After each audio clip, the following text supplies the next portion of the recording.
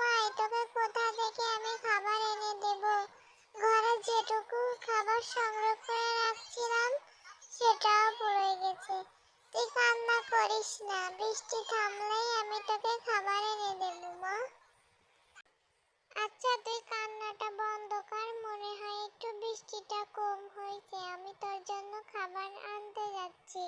তুই তাহলে থাক, বাসা থেকে বের হবি না।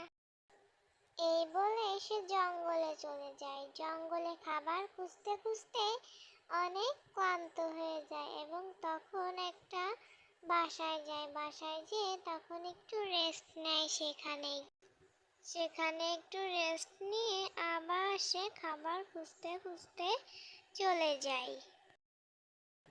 এদিকে বৃষ্টির পরে টুনিও তার সিঙ্গারার দোকানটা খোলে এবং তখন তার ছানাপানা এসে বলে, মা মা, বৃষ্টি তো শেষ হয়ে গেল, তুমি আমাদের একটা সিঙ্গারা দাও না মা, খুব ক্ষুধা লাগছে।